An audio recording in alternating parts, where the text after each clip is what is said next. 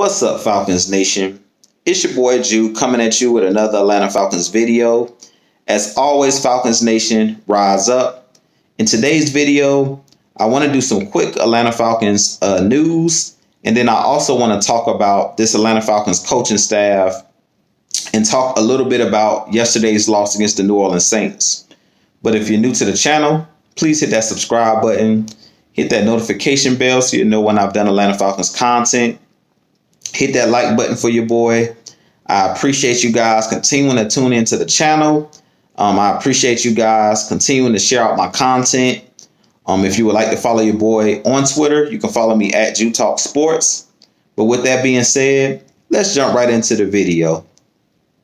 So my quick Atlanta Falcons news. If you haven't heard already, Vic Beasley, former Atlanta Falcons defensive end, was actually signed to the Las Vegas Raiders practice squad, and also Pat McKinley, former Atlanta Falcons defensive end, was actually claimed off of waivers by the Las Vegas Raiders today as well. So I found this really ironic that the Las Vegas Raiders signed both former Atlanta Falcons defensive ends, especially because we face them this coming Sunday.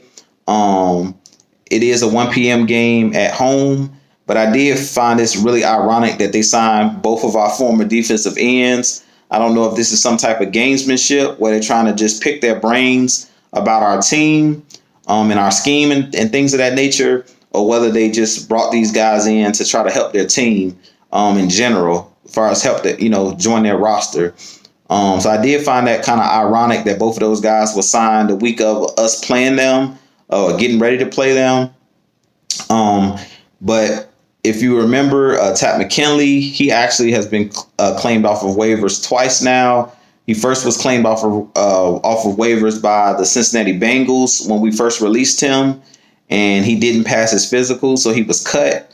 Then he was signed off of waivers by the 49ers, and they cut him as well because he failed his physical. So I believe with this Las Vegas Raiders claiming him off of waivers, it possibly is pending his physical. So we'll see how that goes. But I just found it really funny that they decided to sign both of these guys the week of preparing for this game on Sunday, which is a 1 p.m. game at home for Atlanta Falcons. But that's pretty much all I have for my quick Atlanta Falcons news. Now I want to jump into this Atlanta Falcons coaching staff and why I feel like it's time to we have to go ahead and clean this coaching staff. It has to be a clean sweep at the end of the season. I don't think we bring back any of these guys. Raheem Morris and the whole coaching staff has to go. After watching tonight's Monday Night Football game between the LA Rams and between the Tampa Bay Buccaneers, to me, the LA Rams and Sean McVay, his great play calling, it just made our Atlanta Falcons look that much worse with me sitting here watching this Monday Night Football game and how innovative and creative Sean McVay is with the offense of the LA Rams. The LA Rams don't have the weapons to me, or their weapons are not better than our Atlanta Falcons. But Sean McVay does a great job of scheming guys open, kind of like a Kyle Shanahan. He did a great job of his game planning in this game. I love what I've seen out of Sean McVay and not allowing the Buccaneers, who is a team that's similar to the Saints, because Todd Bowles and Dennis Allen, both of those guys, defensive coordinators for the Saints and the Buccaneers, love to blitz, love to be aggressive. Their front sevens are very aggressive. They love to bring pressure. And Sean McVay did a good job of taking Todd Bowles to school tonight. I hope the Atlanta Falcons coaching staff was watching this game, especially Dirk Cutter. He needs to take a page out of Sean McVay's book.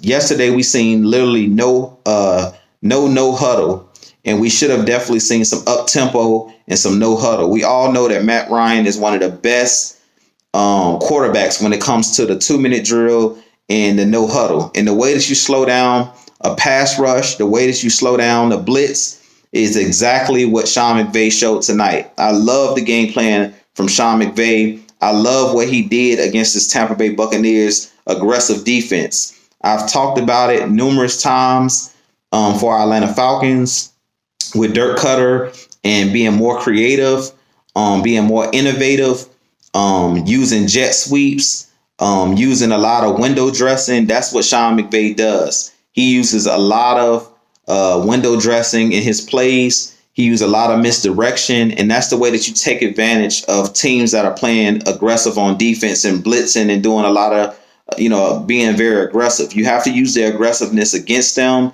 You have to use their false steps against these defensive players.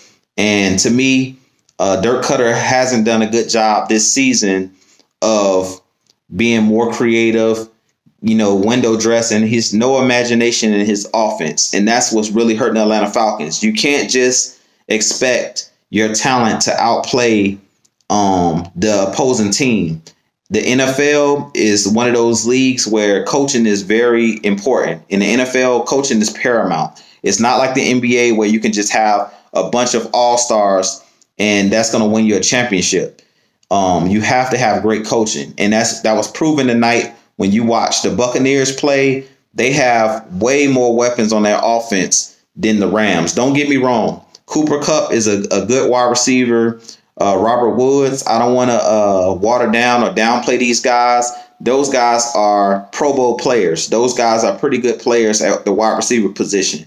But they're not as talented as Mike Evans. They're not as talented as Chris Godwin. And they're not as talented as Antonio Brown. The Buccaneers clearly has the better offensive weapons. But Sean McVay is proving where he proved tonight that it's not about the roster or what you have on paper. It's all about coaching. It's all about scheme. It's all about outsmarting the opponent. And that's what they did tonight. Even on defense, I feel like the Buccaneers have more talent on their defense, than the Rams actually have on their defense. The Rams have two players that are like superstar players, Aaron Donald and on the outside, Jalen Ramsey. Those are their two main guys that are like all pro, all world players. But the Buccaneers have guys all over the field, from Ndamukong Suh to Shaq Barrett to JPP. On the back end, the kid Carlton Davis is really stepping in, coming into his own. Antoine Winfield Jr., who's actually a rookie, has played pretty well this season. And then on the second level, with those linebackers, Devin White, who was, I think, their first round pick a couple years ago, and also Levante David. So they have more talent. If you look from top to bottom, the Buccaneers have more talent than the LA Rams. But it was proven tonight that the NFL is not based off of talent. You do need talent on your team, but just because you have the more talented roster, if you don't have a good scheme, if you don't know how to use guys, talent doesn't matter. And that was proven tonight. I talk about it all the time. Number one, on defense, it was proven tonight. You must have a defensive line that can pressure with your front four. With the Atlanta Falcons, one of our biggest weaknesses, and it was proven again yesterday, we don't have good enough players on our defensive line. We need better players on the defensive line. If you watch the game tonight between the Rams and the Bucs, the Rams were able to get pressure on Tom Brady all night. Between Michael Brockers, Aaron Donald, Leonard Floyd, all of those guys on that defensive line for the LA Rams. Those guys were getting pressure on Tom Brady all night. They made him uncomfortable. And he looked similar to Matt Ryan yesterday when Matt Ryan was sacked 9 times. The pressure was coming all night. Tom Brady threw 2 interceptions, just like Matt Ryan yesterday. He was under duress. He was under pressure. Bruce Arians failed to run the football just the same way that the Falcons did against the Saints. He failed to get Rojo the ball and run the football, and he failed to give Leonard Fournette enough carries in this game. And the Rams were able to pin their ears back and get after them. And they were able to get after them with their front four. And they played a lot of press man coverage. And they did a good job of mixing up their blitzes and mixing up their scheme. So tonight it just showed again that coaching is paramount in the NFL. Doesn't matter how much talent you have.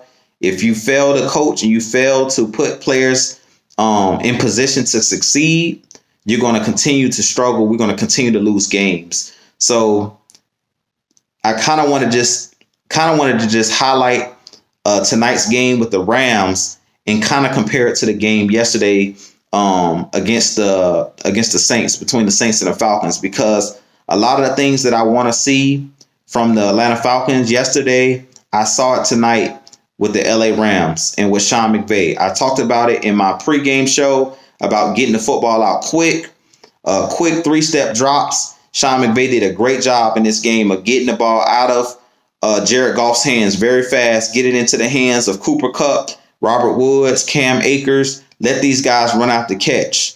The kid Everett, the tight end for the Rams, Tyler Higbee, the other tight end for the Rams. Sean McVay did a great job of quick snapping the ball, throwing the ball really quick. They did a good job of going up tempo, getting up to the line very quickly, not allowing the Buccaneers to set up those exotic blitzes and things of that nature. And they basically just wore the Tampa Bay defense out over time. And the way you do that is you go up tempo. You don't allow those guys to substitute players on and off the field. And I don't remember seeing one time yesterday where the Falcons went up tempo. I feel like this year we really haven't run up tempo at all. The Falcons haven't run enough up tempo. The only time I've seen us run up tempo is when we're down, and that's been few far in between. I can't even really remember a game this season where the Falcons went up tempo. And we all know, like I said, we all know that Matt Ryan is great in the no huddle. He's great at calling plays at the line. Another thing I talked about in our post-game show yesterday is Dirk Cutter struggles when Julio Jones is not on the field. It looked like we could hardly ever convert a third down without Julio Jones on the field. It was, I believe, after halftime, it was 3 consecutive 3-and-outs because Julio Jones wasn't on the field. We went 3-and-out 3 consecutive times. So as much as I want to put, we want to put a lot of the blame on the defense, it's not fair to the defense when we're not playing complementary football, meaning the offense isn't making drives and the defense is getting tired out because they're right back on the field, 3-and-out, 3-and-out, 3-and-out.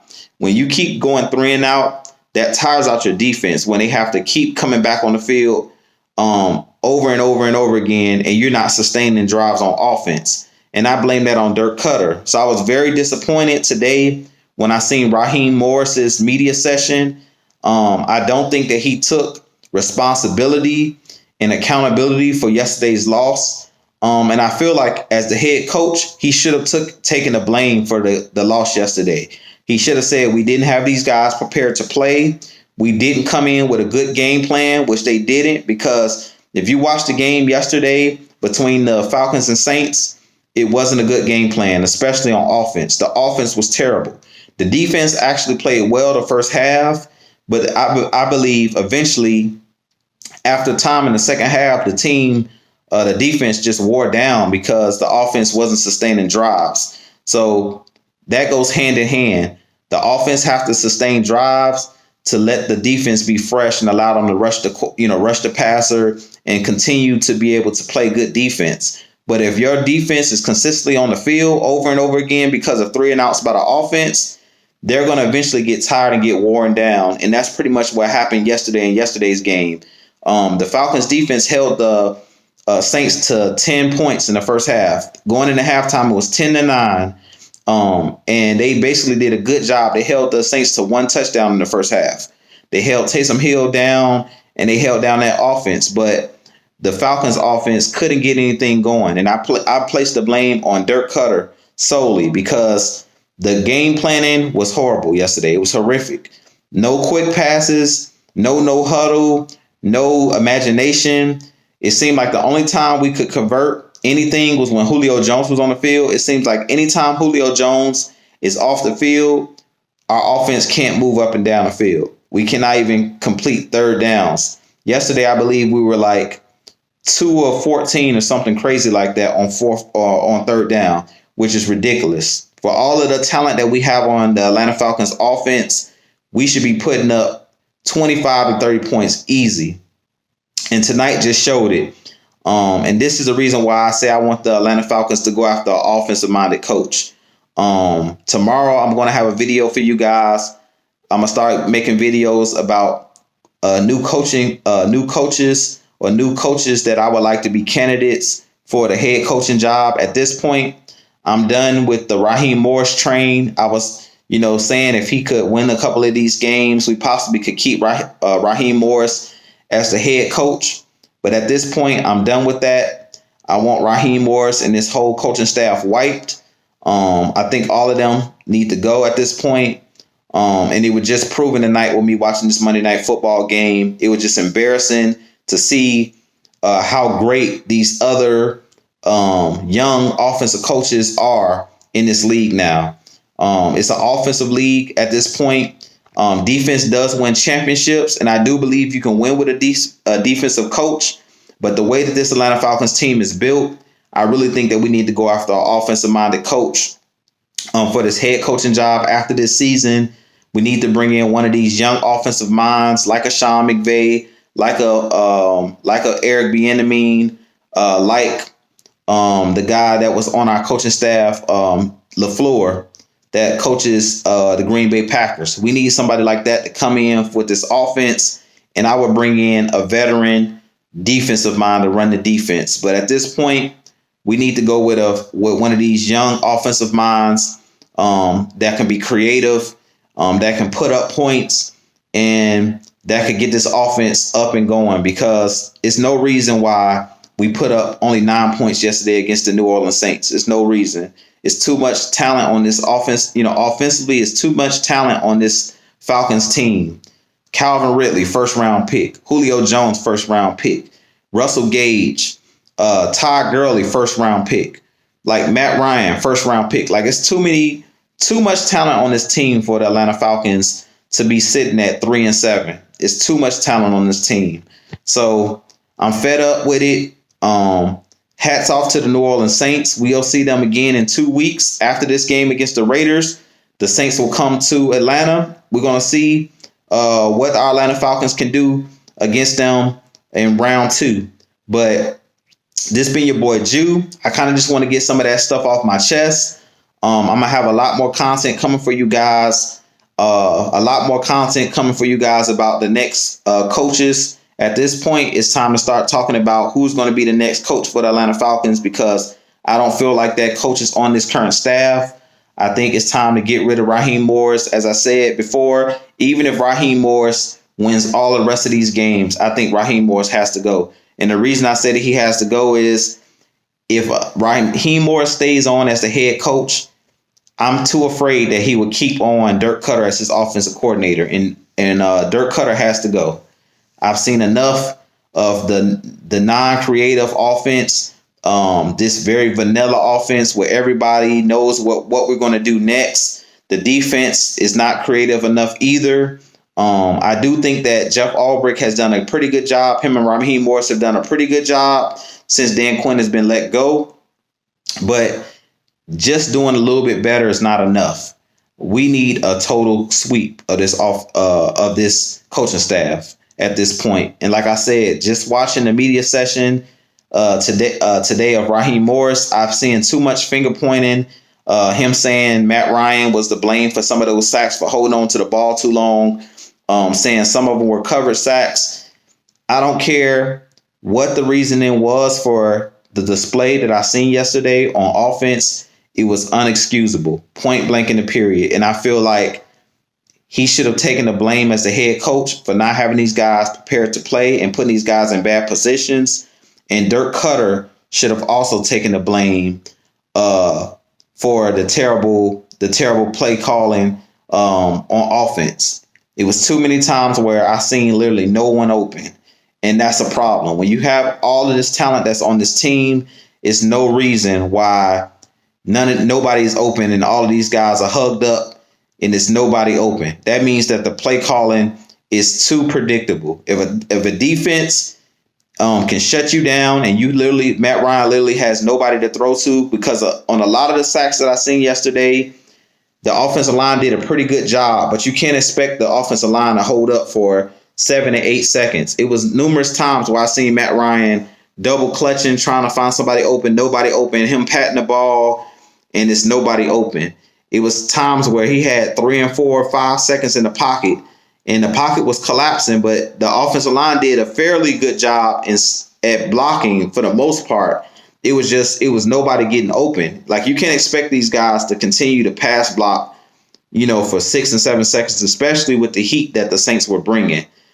Dennis Allen loves the blitz, and they were bringing the blitz all night. It was just like a hellacious blitz coming at us. 6, 7, 8-man fronts coming at Matt Ryan the whole game. And once the Saints realized that our offensive line couldn't hold up, and they realized that nobody could break open, they just continued to hug up and continue to tighten up on the offense and the offensive line, kind of like a boa constrictor. Just continue to tighten up, where it was literally nowhere for Matt Ryan to go with the football. So I blame that on coaching. But with that being said, this being your boy Jew, you guys let me know what you think in the comments. What do you think about new head coaching hires? I'm going to have a bunch of videos coming out. Each video is going to have a new head coach that I think should be considered for this head coaching job. But with that being said, please hit that subscribe button, hit that notification bell so you know when I've done content. I appreciate you guys. I just had to get a few things off my chest after watching this Monday Night Football game. I was just so disappointed after seeing that showing that our Atlanta Falcons put on the field yesterday. I was disgusted. But with that being said, we're going to continue to ride or die with our team. I'm going to continue to ride or die, continue to make videos for you guys. I don't care if we don't win another game this season. I'm going to be here all season giving you guys the best content.